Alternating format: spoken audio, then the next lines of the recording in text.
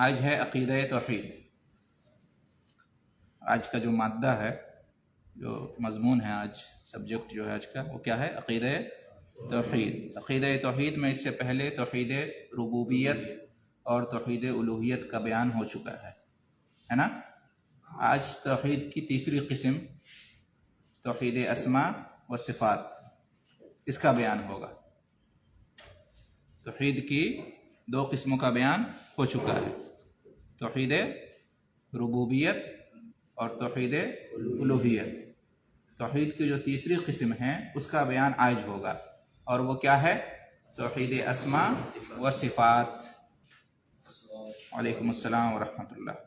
یہ توحید کی تیسری قسم ہے۔ کیا مطلب توحید اسماء و صفات کا؟ توحید یعنی ایک ماننا، اس سے پہلے بیان ہو چکا ہے، اور اسماء یہ جمع ہے اسم کی، اسم کا معنی ہوتا ہے نام، اور صفات یہ جمع ہے صفت کی، صفت یعنی وصف، خوبی، کوالٹی، ٹھیک ہے؟ تو توحید اسماء و صفات یہ اس کا لغوی معنی ہوا، اسماء اور صفات میں ایک ماننا، یعنی اللہ سبحانہ و تعالی کو اس کے اسماء حسنی اور صفات علیہ میں ایک ماننا اور اس کے ساتھ کسی اور کو شریک نہ کرنا، یہ ہے توحید اسماء و صفات۔ یعنی قرآن اور حدیث میں اللہ تعالیٰ کے جو اچھے اچھے نام آئے ہیں اور بلند و بالا صفات بیان کی گئی ہیں، اوصاف، تو ان میں اللہ کو ایک ماننا کہ وہ اچھے اچھے نام اور بلند و بالا صفات کس کے ہیں؟ اللہ کے، اور اللہ کے ناموں میں اور اس کے صفات میں کوئی اس کے جیسا نہیں، کوئی اس کے برابر نہیں۔ اور قرآن و حدیث میں جو یہ نام آئے ہیں اللہ کے، جو اوصاف بیان کیے گئے ہیں، ان پر ایمان رکھنا، ان کو اللہ کے لیے ثابت کرنا، اور اس سے جو احکام اور مسائل معلوم ہوتے ہیں ان پر بھی ایمان لانا، یہ ہے توحید اسماء و صفات۔ اللہ تعالیٰ نے اپنے جو نام قرآن میں بیان کیے ہیں، یا رسول صلی اللہ علیہ وسلم نے اللہ کے جو نام حدیث میں بیان کیے ہیں، یا صفات جو اللہ نے بیان کیے ہیں اپنے بارے میں قرآن میں، یا وہ اوصاف جو نبی نے بیان کیے ہیں اللہ کے بارے میں حدیث میں، ان پر ایمان لانا، ان کے جو معانی ہیں، ان سے جو احکام اور مسائل نکلتے ہیں ان پر یقین کرنا، اور ان میں اللہ کو ایک ماننا، اس کے ساتھ کسی اور کو شریک نہ کرنا، یہ ہے توحید اسماء و صفات۔ واضح؟ جی، بات سمجھ میں آ رہی ہے؟ جی۔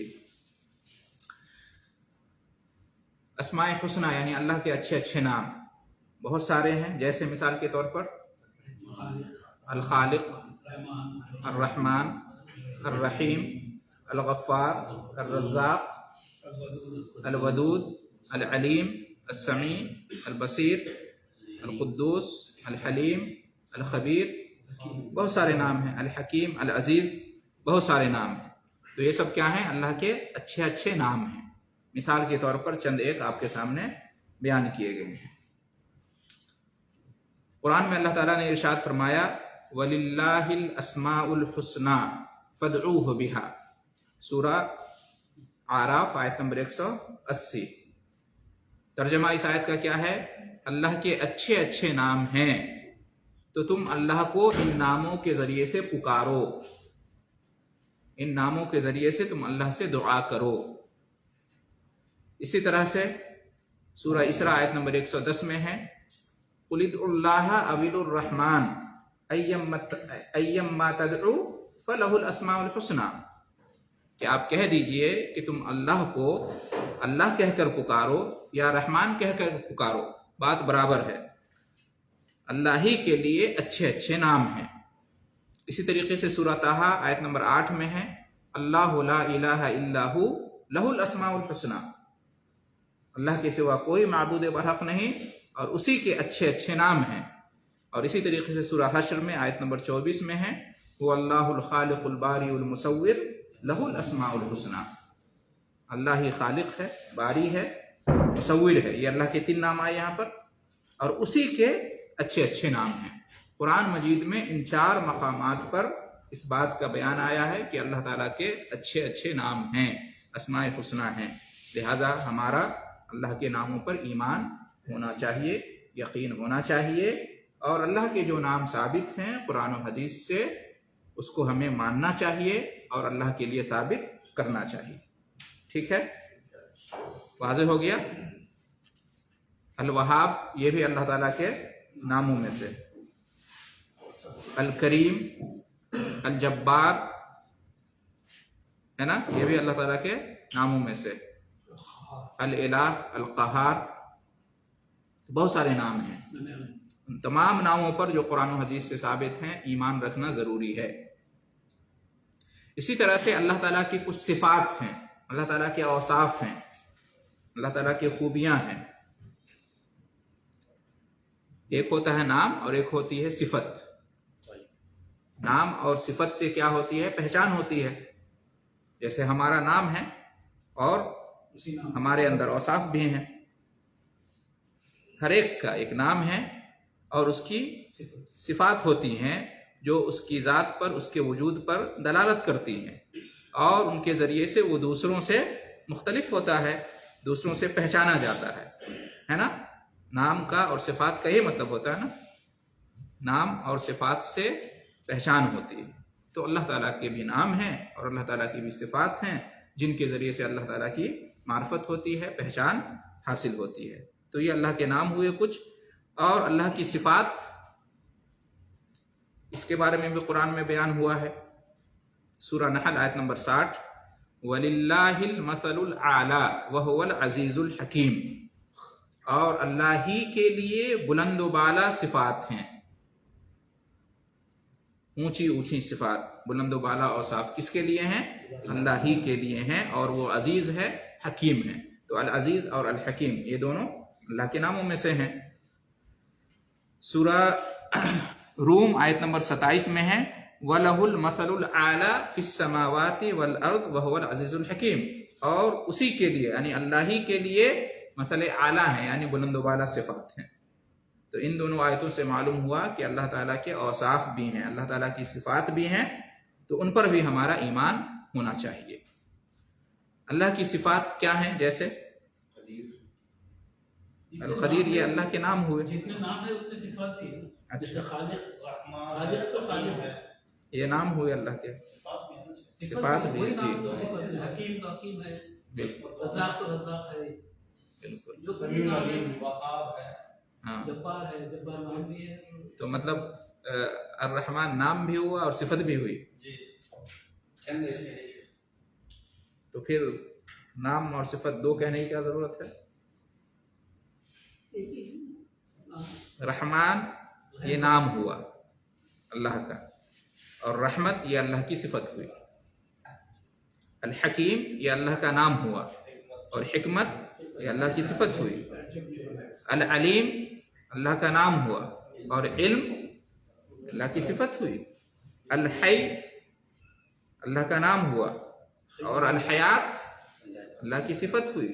القدیر یہ نام ہوا، اور قدرت یہ صفت ہوئی۔ اب سمجھ میں آ گیا؟ اور اللہ کی صفات جیسے دیکھیے، الحیات جیسا کہ کہا زندگی کے معنی میں، القدرت قدرت طاقت کے معنی میں، الارادہ ارادہ اللہ ارادہ کرتا ہے نا، مشیت ارادہ اور مشیت یہ اللہ کی صفات میں سے ہیں، چاہنا، ارادہ کرنا۔ اور اسی طریقے سے کلام، اللہ کلام کرتا ہے نا، اللہ نے کلام کیا ہے، قرآن اللہ کا کلام ہے نا، توریت انجیل زبور یہ کیا تھے؟ اللہ کے کلام تھے۔ موسیٰ علیہ السلام سے اللہ نے کلام کیا نا، کلیم اللہ کہتے ہیں، تو کلام یہ بھی اللہ کی صفت ہے۔ اسی طریقے سے العلو اللہ بلند ہے، سب کے اوپر ہے، علو۔ العلی اللہ کا نام ہے نا، العلی بلند، اسی سے العلو بلندی، یہ صفت ہے اللہ تعالیٰ کی، ٹھیک ہے. اسی طریقے سے النزول، اللہ نازل ہوتا ہے، اللہ نازل ہوتا ہے، اترتا ہے.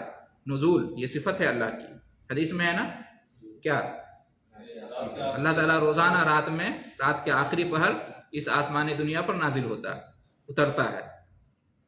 اللہ کہاں ہے؟ عرش پر. عرش کہاں ہے؟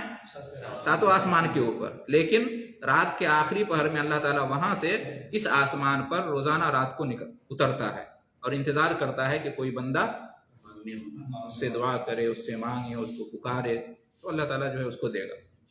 تو نزول، نازل ہونا، یہ کیا ہے؟ صفت ہے اللہ تعالیٰ کی.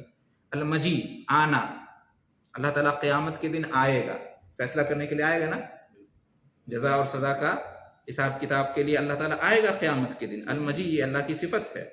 الرؤیا، اللہ تعالیٰ کو دیکھا جائے گا قیامت کے دن، مومنین دیکھیں گے اور جنت میں بھی جنتی لوگ دیکھیں گے.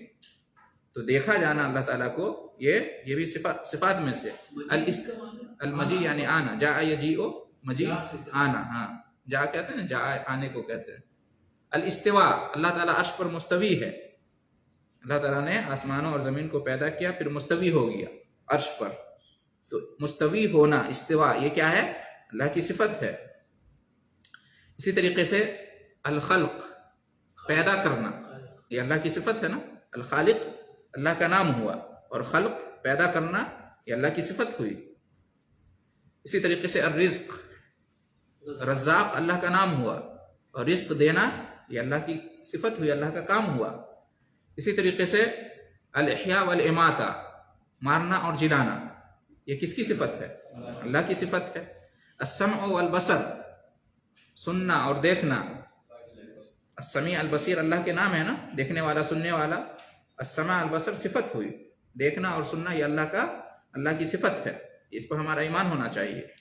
اسی طریقے سے النفع والضر، نفع اور نقصان پہنچانا. نفع نقصان کا مالک کون ہے؟ تو اللہ جس کو چاہتا ہے نفع پہنچاتا ہے، جس کو چاہتا ہے نقصان پہنچاتا ہے. تو نفع اور نقصان پہنچانا یہ کیا ہے؟ اللہ کی صفت ہوئی. اسی طریقے سے حب، محبت کرنا، پسند کرنا، یہ اللہ کی صفت ہے یا نہیں؟ قل ان کنتم تحبون اللہ یحببکم، اللہ پسند کرتا ہے، اللہ محبت کرتا ہے. تو محبت کرنا یہ بھی اللہ کی صفت ہوئی.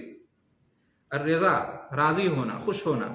الفرح، خوش ہونا، اللہ خوش ہوتا ہے، جو بندہ توبہ کرتا ہے اللہ بہت خوش ہوتا ہے، حدیث میں آیا. تو خوش ہونا یہ بھی اللہ کی صفت ہوئی. الفرح جس کو کہتے ہیں عربی میں. رحمت اللہ کی صفت ہوئی. ناپسند کرنا، ان اللہ یکرہ لکم ثلاثا، اللہ تعالیٰ ناپسند کرتا ہے بہت ساری باتوں کو. تو کراہت جو ہے، کرہ یکرہ، کراہت، ناپسند کرنا، یہ بھی اللہ کے اوصاف میں سے ہے. غضب ہون، اللہ تعالیٰ کو غصہ آتا ہے، آتا ہے کہ نہیں؟ اللہ کا غضب جانتے ہیں نا. تو یہ غضب یہ بھی اللہ کی صفت ہے. رحمت جس طرح سے اللہ کی صفت ہے، رحم کرتا ہے، اسی طرح سے اللہ غضب بھی کرتا ہے، یہ بھی اللہ کی صفت ہے. تو یہ اور اس طرح کی بہت ساری صفتیں ہیں، بہت سارے اوصاف ہیں اللہ تعالیٰ کے، ان پر ہمارا ایمان ہونا چاہیے. ٹھیک ہے. اسی طرح سے اللہ کے صفات میں سے دو ہاتھ، اللہ کے ہاتھ ہیں اور دو ہاتھ ہیں، یہ بھی اللہ کے اوصاف اور اللہ کی صفات جو ثابت ہیں قرآن و حدیث سے، اس پر بھی ہمارا ایمان ہونا چاہیے کہ اللہ کو ہاتھ ہے اور اللہ کو دو ہاتھ ہیں. ٹھیک ہے. اور دونوں ہاتھ سیدھے ہیں. اور اسی طریقے سے اللہ کو چہرہ ہے، الوجہ. وَيَبْقَى وَجْهُ رَبِّكَ ذُو الْجَلَالِ وَالْإِكْرَامِ كُلُّ شَيْءٍ هَالِكٌ إِلَّا وَجْهُ. تو الوجہ چہرہ کو کہتے ہیں، فیس کو، تو اللہ کی صفت ہے. ٹھیک ہے. اور کیا بتایا؟ دو ہاتھ قرآن میں ہے، سورہ مائدہ آیت نمبر 64، بل یداہ مبسوطتان ينفق کیف یشاء. یہودیوں نے بہتان لگایا اللہ کے بارے میں کہ اللہ کے دونوں ہاتھ کیا ہیں؟ بدھے ہوئے ہیں، نعوذ باللہ. تو اللہ تعالیٰ نے نازل کیا کہ بل یداہ مبسوطتان، اللہ کے دونوں ہاتھ کھلے ہوئے ہیں، کشادہ ہیں. ينفق کیف یشاء، اللہ جیسے چاہتا ہے خرچ کرتا ہے. تو اللہ کے دونوں ہاتھ کا ذکر آیا قرآن میں. تو معلوم کیا ہوا کہ اللہ کے ہاتھ ہیں اور اللہ کے دو ہاتھ ہیں. یہ تمثیل نہیں ہو سکتی؟ تمثیل، اللہ کے اسماء اور صفات میں تمثیل کرنا گناہ ہے. آگے اس کا بیان آئے گا انشاءاللہ آئندہ درس میں. تمثیل جو ہے یہ یعنی اللہ کے صفات میں تمثیل اور تشبیہ کرنا یہ بہت بڑا گناہ الحاد میں سے. اس کا بیان انشاءاللہ آئندہ درس میں آئے گا. ابھی ہم صرف یہ جانیں گے کہ اللہ کے اسماء اور صفات کیا کیا ہیں، اس میں سے کچھ مثالیں انشاءاللہ تفصیل بعد میں. اسی طریقے سے سورہ آل عمران کی آیت 26 ہے، اس میں کیا ہے؟ بیدک الخیر انک علی کل شیء قدیر. کہتے ہیں نا اے اللہ تیرے ہی ہاتھ میں سارا خیر اور بھلائی ہے، تو ہر چیز پر قادر ہے. تو یہاں بھی اللہ کے لیے ہاتھ کا لفظ استعمال ہوا. سورہ ملک تبارک الذی بیدہ الملک، بابرکت ہے وہ ذات جس کے ہاتھ میں ساری بادشاہت ہے. تو ہاتھ کا لفظ آیا ید. تو ان تمام آیتوں سے معلوم ہوا کہ اللہ کے ہاتھ ہیں، اللہ کی یہ صفات میں سے ہیں، اس پر ہمارا ایمان ہونا چاہیے. چہرہ بھی ہو گیا، ہاتھ بھی ہو گئے. اسی طریقے سے 2 آنکھ، اللہ کی 2 آنکھیں ہیں، یہ اللہ کی صفت ہے، اس پر ہمارا ایمان ہونا چاہیے. اللہ کی 2 آنکھیں ہیں. اور یہ جو کہا جا رہا ہے نا کہ ہاتھ ہیں، چہرہ ہے، آنکھیں ہیں، یہ حقیقی ہیں، یہ حقیقی، اس کی تعویل ہم نہیں کر سکتے. اور آپ نے جو کہا تمثیل تشبیہ سب غلط ہے، سب منع ہے. کیا ضرورت ہے ہمیں تشبیہ کرنے کی اور تمثیل کرنے کی اور تعویل کرنے کی؟ کوئی اور مطلب نکالنے کی کوئی ضرورت نہیں ہے. جو اس کا ظاہری معنی ہے، حقیقی معنی ہے، اسی پر محمول کیا جائے گا، نہیں تو گناہ ہوگا، الحاد میں آئے گا. اور قرآن میں اللہ تعالیٰ نے الحاد سے منع کیا ہے. ٹھیک ہے. تو اللہ کی 2 آنکھیں ہیں، یہ بھی اللہ کی صفات میں سے. دلیل کیا ہے؟ ہر ایک کی دلیل موجود ہے، اپنی طرف سے نہیں کہا جاتا ہے. ٹھیک ہے جی حافظ صاحب. وَاصْنَعِ الْفُلْكَ بِأَعْيُنِنَا وَوَحْيِنَا. اللہ تعالیٰ نے کیا فرمایا کہ نوح علیہ السلام سے کہا کہ کشتی بناؤ میری آنکھوں کے سامنے. بِأَعْيُنِنَا، میری آنکھ نہیں، میری آنکھوں کے سامنے. معلوم ہے کہ اللہ کی 2 آنکھیں ہیں، ہماری آنکھوں کے سامنے، اور وحی کی روشنی میں کشتی بناؤ. وَلَا تُخَاطِبْنِي فِي الَّذِينَ ظَلَمُوا إِنَّهُمْ مُغْرَقُونَ. اور جنہوں نے ظلم کیا ہے اس کے بارے میں کوئی سفارش مت کرو، وہ غرق کر دیے جائیں گے. اللہ کا عذاب آیا اور غرق ہو گئے سب لوگ سوائے اس کے جو کشتی پر سوار ہوئے. تو اس آیت سے کیا معلوم ہوا کہ اللہ کی آنکھیں ہیں، اس پر ہمارا ایمان ہونا چاہیے. اسی طریقے سے پنڈلی، ساق، عربی میں کہتے ہیں ساق، پنڈلی.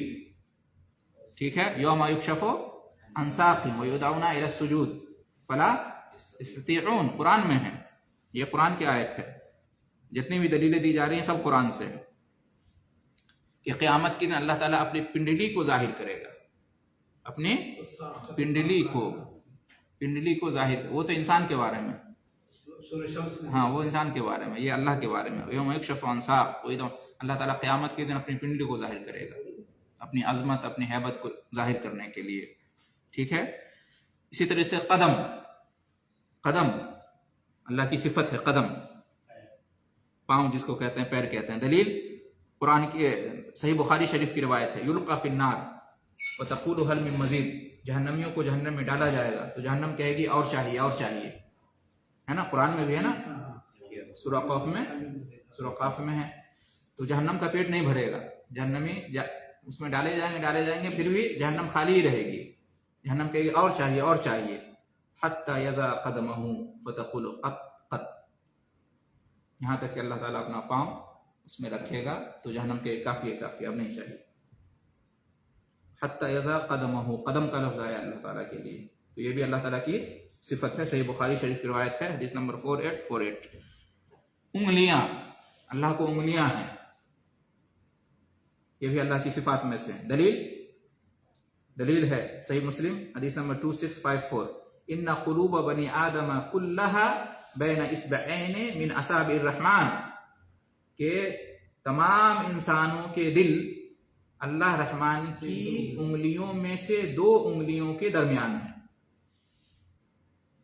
سارے دل ایک دل کے جیسے ہیں.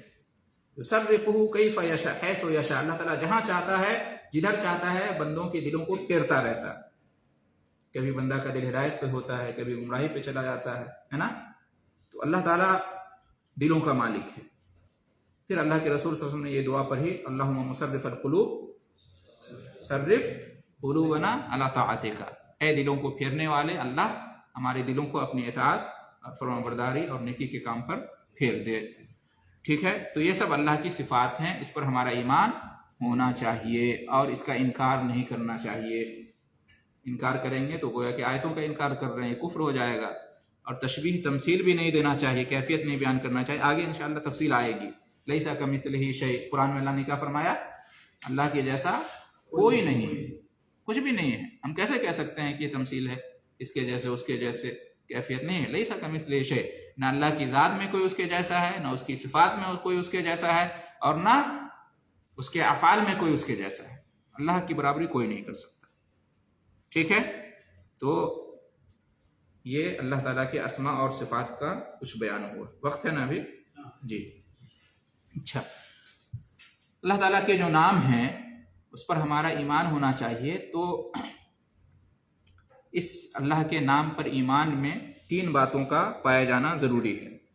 نمبر 1، ہمارا یہ ایمان ہونا چاہیے کہ جو نام اللہ کے لیے ثابت ہے تو وہ ہے، ہمیں ماننا چاہیے. ٹھیک ہے. دوسرا، اللہ کے اس نام کا جو معنی اور مطلب نکل رہا ہے وہ بھی ہمیں ثابت کرنا چاہیے، اس کو بھی ماننا چاہیے. نمبر 2 ہوا. نمبر 3، اللہ کے اس نام پر ایمان رکھنے کا تقاضا کیا ہے، ہماری زندگی پر، ہمارے عمل پر اس کا کیا اثر ہے، اس پر بھی غور کرنا چاہیے. اس کی مثال لے لیتے ہیں. مثال کے طور پر اللہ تعالیٰ کا نام ہے السمیع. السمیع یہ اللہ کا نام ہوا، سننے والا. ٹھیک ہے، تو ہمارا ایمان ہونا چاہیے کہ السمیع اللہ کا نام ہے. ٹھیک ہے، اللہ کے لیے اس کو ثابت کرنا چاہیے. ایک بات یہ ہو گئی. اچھا، یہ جو نام ہے اس سے اللہ تعالیٰ کی صفت بھی نکل رہی ہے، السمیع سننے والا. تو اس کا مطلب ہے کہ اللہ تعالیٰ سنتا ہے. اللہ کی صفت ہے کہ ہاں سنتا ہے. ایسا نہیں کہ اللہ سننے والا ہے لیکن سنتا نہیں ہے، نعوذ باللہ. ایسا نہیں. کچھ لوگ یہ کہتے ہیں اللہ سمیع تو ہے لیکن ہم نہیں کہہ سکتے کہ اللہ سنتا ہے. غلط ہے. اللہ سمیع ہے تو سنتا ہے وہ. اللہ تعالیٰ راز کی بات کو بھی سنتا ہے نا. دلوں کا حال جو ہے نا، دلوں کی حرکت کو اللہ تعالیٰ سنتا ہے، دھڑکن کو سنتا ہے. اللہ تعالیٰ کھلی چیزوں، کھلی باتوں کو بھی سنتا ہے، چھپی باتوں کو بھی سنتا ہے، سرگوشیوں کو بھی سنتا ہے. تو اللہ جو السمیع ہے اس کا یہ معنی ہے کہ اللہ سنتا ہے، یہ اس کی صفت ہوئی. اللہ تعالیٰ ہر جگہ کی بات کو ہر وقت سنتا ہے، یہ اللہ کی صفت ہے، اور کسی کی صفت نہیں ہو سکتی اس طرح کی. ٹھیک ہے، تو السمیع اللہ کا نام ہے، یہ ثابت کرنا ہے. اس میں اللہ کی صفت موجود ہے، اس کا معنی موجود ہے، اس پر بھی ہمیں یقین کرنا ہے. اور تیسری چیز یہ کہ جب اللہ تعالیٰ ہر جگہ کی ہر بات کو سنتا ہے ہر حال میں، تو اس کا اثر ہماری زندگی پہ کیا ہونا چاہیے؟ ہم کوئی ایسی بات نہ بولیں جس سے اللہ ناراض ہو، جس کا حساب دینا پڑے اللہ کو. اس لیے کہ اللہ تو ہر چیز کو سنتا ہے نا. اس لیے ہم نہ کھلے طور پر نہ چھپے طور پر کوئی ایسی بات اپنی زبان سے نکالیں کہ جس کا سننا اللہ کو گوارا نہیں. اللہ کے اس نام پر، السمیع پر ایمان رکھنے کا یہ تقاضا ہے. اگر ہم یہ کہتے ہیں کہ اللہ ہر چیز کا سننے والا ہے، ٹھیک ہے، تو ہم نہ لوگوں کے سامنے اور نہ ہی لوگوں کے پیچھے کوئی ایسی بات کریں کہ جس کا سننا اللہ کو گوارا نہیں ہے. ہم اللہ سے نہیں چھپا سکتے کچھ بھی. تو یہ اللہ کے نام پر ایمان رکھنے کا تقاضا. اور اس طرح سے اللہ کے ہر نام پر یہ ایک مثال دی گئی ہے.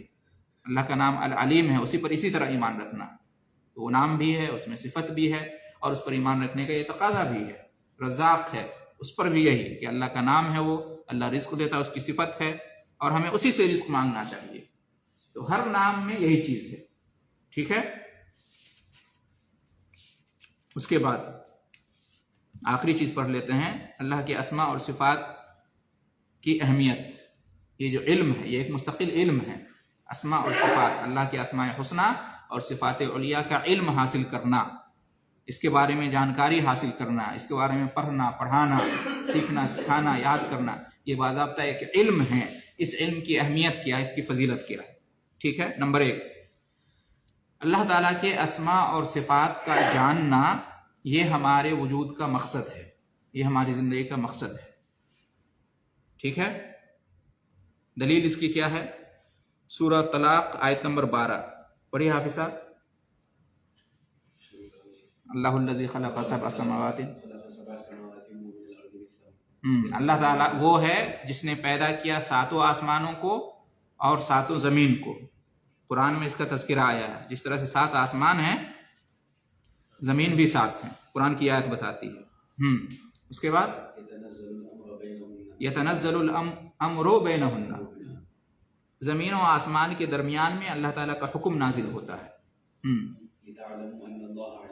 लितअलमू अन्नल्लाह अला कुल्लि शैइन क़दीर, ताकि तुम जान लो कि अल्लाह हर चीज़ पर क़ादिर है। क़दीर अल्लाह का नाम आया ना, क़दीर। और ये जान लो कि अल्लाह ताला ने हर चीज़ को अपने इल्म के घेरे में ले लिया है। तो इल्म अल्लाह की सिफत आई ना। तो इस आयत से क्या मालूम हुआ कि आसमान और ज़मीन की पैदाइश और अल्लाह का जो हुक्म नाजिल होता है, सबका मकसद क्या है? ताकि हम अल्लाह ताला के बारे में जान लें, उसके अस्मा, उसके सिफ़ात को। मिसाल के तौर पर ये कि अल्लाह ताला हर चीज़ पर क़ादिर है और अल्लाह ताला को हर चीज़ का इल्म है। तो इस आयत से क्या मालूम हुआ कि अस्मा और सिफ़ात, अल्लाह ताला के नामों और अल्लाह ताला की सिफ़तों को जानना इतना ज़्यादा अहम है कि ये हमारी ज़िंदगी का मकसद है। यानी जिस तरह से अल्लाह की इबादत करना हमारी ज़िंदगी का मकसद है, वमा खलक़तुल जिन्ना वल इंसा इल्ला लियअबुदून, उसी तरह से अल्लाह की अस्मा और सिफ़ात का जानना भी हमारी ज़िंदगी का मकसद है। याद रखिए, तौहीद उलूहियत भी हमारी ज़िंदगी का मकसद है, तौहीद अस्मा और सिफ़ात भी हमारी ज़िंदगी का मकसद है, और तौहीद रुबूबियत, सब कुछ अल्लाह ताला के जो से मुताल्लिक़ जो उलूम हैं, इनका जानना ये हमारी ज़िंदगी का मकसद होना चाहिए। ठीक है, तो एक अहमियत ये मालूम हुई इसकी। नंबर 2, अस्मा और सिफ़ात का जो इल्म है, इसकी अहमियत ये है कि इसके ज़रिए से हम अपने रब को पहचानते हैं, अपने रब को जानते हैं, अपने रब की मार्फत होती है। हमने, आपने, किसी ने अल्लाह को देखा है? देख सकते हैं दुनिया में? तो फिर कैसे हम अल्लाह को जानेंगे, पहचानेंगे? कैसे मार्फत होगी? अल्लाह के नामों के ज़रिए से, अल्लाह की सिफ़ात के ज़रिए से। जितना ज़्यादा हम अल्लाह के नामों के बारे में जानेंगे, उसकी सिफ़ात के बारे में जानेंगे, तो अल्लाह के बारे में हमारी मार्फत और जानकारी बढ़ेगी, है कि नहीं? मैं आपके बारे में या आप मेरे बारे में कैसे जानते हैं? मेरे अंदर ये खूबियाँ हैं, ये खामियाँ हैं, है ना? आपके अंदर ये खूबियाँ हैं, ये खामियाँ हैं। तो इसके ज़रिए से आदमी पहचाना जाता है ना, अपनी सिफ़ात के ज़रिए से, अपनी खूबियों खामियों के ज़रिए से। लेकिन अल्लाह ताला के अंदर कोई खामी नहीं है, कोई ऐब और नक्स नहीं है, सारी की सारी खूबियाँ हैं। अल्लाह की अस्मा और सिफ़ात, इसके ज़रिए से अल्लाह ताला की मार्फत हासिल होती है। अल्लाह ताला को हम जानते हैं इसके ज़रिए से। अल्लाह की अस्मा और सिफ़ात के बारे में इल्म नहीं होगा तो गोया कि हमने अल्लाह को जाना ही नहीं, अल्लाह को पहचाना ही नहीं। तो फिर कब्र में कैसे जवाब दे पाएंगे जब फरिश्ते पूछेगा कि तुम्हारा रब कौन है? उसके लिए ज़रूरी है कि हम दुनिया में अपने रब को जान लें। कैसे जानेंगे? सिर्फ सवाल जवाब रट लेने से काम नहीं चलेगा, है कि ना? मन रब्बो का रब्बी अल्लाह, इतना तो काफिर भी याद कर सकता है। क्या वो जवाब दे देगा? तो रटना मकसद नहीं है। मकसद क्या है? हकीकत में ईमान लाना और मानी को जानना, उसके मुताबिक अमल करना। तो ये है। और ये कितना अजीम इल्म है। कहते हैं अहले इल्म के अल्लाह ताला के अस्मा और सिफ़ात का इल्म जो है ना, तमाम उलूम में सबसे पहले नंबर पर, सबसे अजीम है, सबसे शरीफ है। क्यों? इसलिए कि अस्मा और सिफ़ात का जो इल्म है किसके बारे में है? अल्लाह ताला के बारे में। और अल्लाह ताला सबसे अशरफ है, सबसे अजीम है। तो जो इल्म अल्लाह की ज़ात और सिफ़ात से ताल्लुक़ रखता है, उससे अजीम इल्म और कौन सा हो सकता है? और कोई इल्म हो सकता है? ये वो इल्म है कि डायरेक्ट इसका ताल्लुक़ किससे है? अल्लाह से है, खालिक से। और अल्लाह सबसे अजीम है, लिहाजा उससे मुताल्लिक़ जो इल्म हुआ वो सबसे अजीम हुआ। इससे बड़ा कोई इल्म हो ही नहीं सकता। लोग जो है ना, अस्मा और सिफ़ात को इतनी ज़्यादा अहमियत नहीं देते हैं, हालांकि सबसे अजीम इल्म यही है। सबसे ज़्यादा कोताही इसी में पाई जाती है लोगों के यहाँ। अल्लाह के बारे में जानना अस्मा और सिफ़ात के ज़रिए से ये बहुत ही अहम है। अहले इल्म कहते हैं कि इल्म और अमल जो दो चीज़ है, इल्म और अमल ये दो चीज़ है ना, इसका असल क्या है? अल इल्मु बिल्लाह वल अमलु लिल्लाह। अल्लाह का इल्म हासिल करना, अल्लाह के बारे में इल्म हासिल करना और अल्लाह के लिए अमल करना। इल्म और अमल का यही मतलब है ना? इल्म और अमल ज़रूरी है। तो इल्म और अमल असल में क्या है? अल्लाह के बारे में इल्म हासिल करना और अल्लाह के लिए अमल करना, इसी में नजात है। हम अल्लाह के बारे में इल्म हासिल करें और फिर अल्लाह के लिए अमल करें, इसी में हमारी नजात है। अहले इल्म ने कहा है, जैसा कि मजमूल फतावा में है, कि आलिम तीन तरह के होते हैं। आलिम तीन तरह के होते हैं। आलिम बिल्लाह लैसा आलिमन बे अमरिल्लाह। एक वो कि जिसको अल्लाह के बारे में इल्म तो है, लेकिन अल्लाह के अहकाम क्या हैं उसके बारे में इल्म नहीं है। समझ रहे ना? اللہ کی شریعت، اللہ کا دین، اللہ کا حکم، اس کا علم نہیں ہے۔ توحید کا علم ہے لیکن حلال و حرام کیا ہے، شریعت کے احکام کیا ہیں، اس کا علم نہیں ہے۔ ٹھیک ہے، ایک قسم عالموں کی یہ ہوتی ہے، کیا اللہ کا علم ہے یعنی توحید کے بارے میں جانتے ہیں لیکن اللہ کا حکم کیا ہے، اللہ کی شریعت کیا ہے، اللہ کا قانون کیا ہے، حلال و حرام کا جو نظام ہے اللہ کا، اس کے بارے میں نہیں جانتا۔ دوسرے عالم کیسے ہوتے ہیں؟ عالم بامر اللہ لیس عالما باللہ، اللہ کے احکام کے بارے میں تو علم ہے لیکن اللہ کے بارے میں علم نہیں ہے، توحید نہیں جانتے، یہ حلال ہے یہ حرام ہے یہ تو جانتے ہیں لیکن اللہ کی توحید ربوبیت کا علم نہیں ہے، توحید الوہیت کا علم نہیں ہے، توحید اسماء اور صفات کا علم نہیں ہے۔ ایسے بہت سارے لوگ پائے جاتے ہیں، آپ پوچھیں گے اللہ کہاں ہے تو کہیں گے ہر جگہ موجود ہے، پھر اللہ کے بارے میں نہیں جانتے ہیں۔ بیسک علم ہے اللہ کہاں ہے، زیادہ تر لوگ کہیں گے اللہ ہر جگہ موجود ہے، جبکہ اللہ عرش پر ہے، آسمان پر ہے، لیکن وہ نکاح کا معاملہ جانتا ہے، طلاق کا معاملہ جانتا ہے، مفتی ہیں لیکن اللہ کے بارے میں نہیں جانتے۔ وہ تو عقیدے کی بات ہو گئی۔ ہاں تو اس لیے کہتے ہیں۔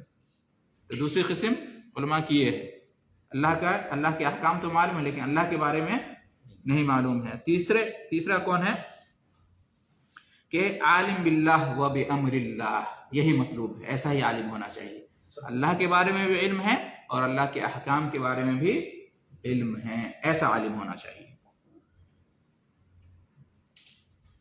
نمبر 3، اسماء و صفات کا جو علم ہے اس کی اہمیت کا ذکر ہو رہا ہے۔ پہلا ہم نے کیا جانا؟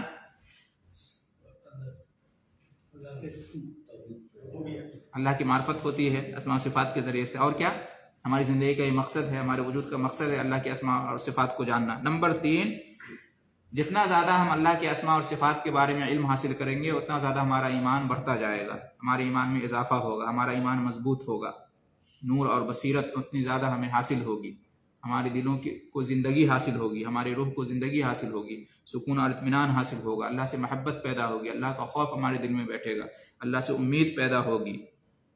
ٹھیک ہے، اسی طریقے سے جتنا زیادہ اللہ تعالیٰ کے اسماء اور صفات کے بارے میں علم ہوگا، ہم جو ہے نا شبہات، جو گمراہ کن شبہات ہیں ان سے بچیں گے، اور اسی طریقے سے جو حرام شہوتیں ہیں، خواہشات ہیں، ان سے بھی بچیں گے۔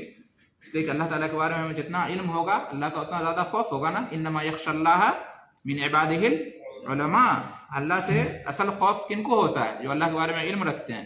جن کو اللہ کے بارے میں علم نہیں وہ کیا خوف رکھیں گے؟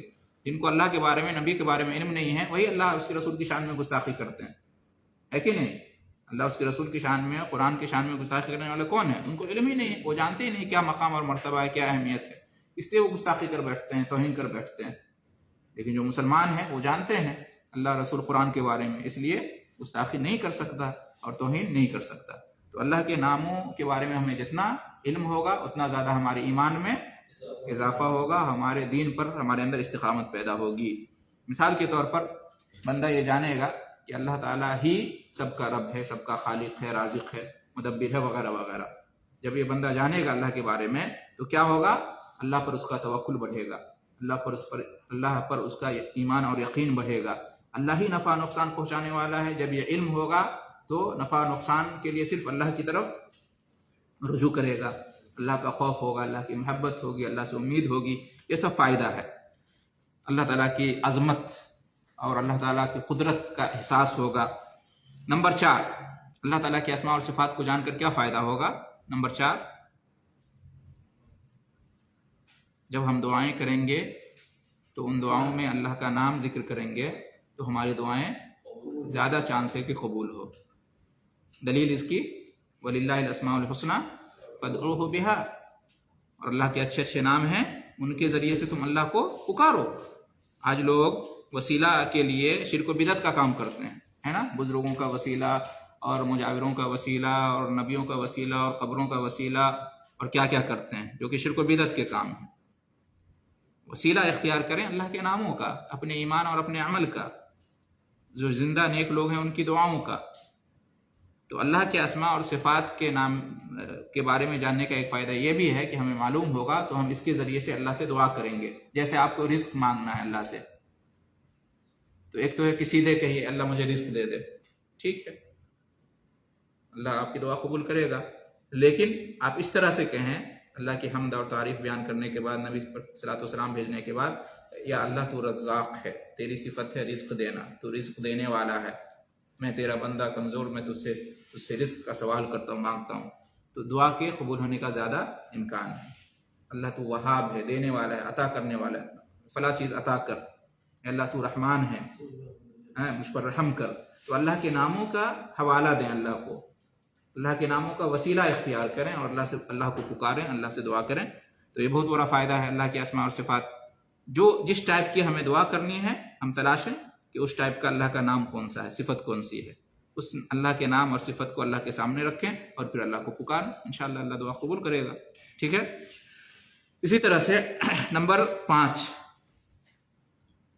مشہور حدیث ہے، فائدہ اللہ تعالیٰ کے اسماء اور صفات جاننے کا فائدہ۔ مشہور حدیث ہے، ان للہ 99 اسماء 100 الا واحدہ من احصاها دخل الجنہ، اللہ تعالیٰ کے 99 نام ہیں، 100 میں ایک کم، جو ان کا احصاء کرے گا وہ جنت میں داخل ہوگا۔ کتنا بڑا فائدہ ہے، اللہ کے اسماء اور صفات کا جو علم ہے اس کو حاصل کرنے کا فائدہ، جنت میں داخل ہوں گے، جنت میں داخل ہوں گے۔ یہ صحیح بخاری اور مسلم کی روایت ہے، ٹھیک ہے۔ کیا مطلب اس حدیث کا؟ من احصاها دخل الجنہ، جو اللہ کے ان ناموں کا احصاء کرے گا وہ جنت میں داخل ہوگا، شمار کرے گا۔ کیا مطلب شمار کرے گا؟ گنے گا۔ احصاء کا معنی ہوتا ہے، لغوی معنی ہوتا ہے گننا، شمار کرنا، اعداد و شمار۔ کیا مطلب اس کا؟ جو ان کے جو الفاظ ہیں اللہ کے اسماء، ان الفاظ کو یاد کرنا، ٹھیک ہے۔ اللہ رزاق ہے، وہاب ہے، قہار ہے، جبار ہے، رحمان ہے، رحیم ہے، تو ان کو یاد کرنا، ٹھیک ہے، ان کو جاننا، یاد کرنا، ان کے معانی اور مطلب کو سمجھنا، ان کا معنی اور مطلب کیا ہے۔ زیادہ تر لوگ اللہ کے ناموں کو تو جانتے ہیں، یاد بھی ہے، لیکن معنی مطلب سمجھتے ہی نہیں، جانتے ہی نہیں ہیں۔ تو احصاء کے اندر یہ ہے کہ اس کے معانی اور مطالب کو جاننا، علم حاصل کرنا اس کا کہ اس کا کیا مطلب ہے، اور پھر اللہ کے ناموں سے ہمیں کیا عقیدہ ملتا ہے۔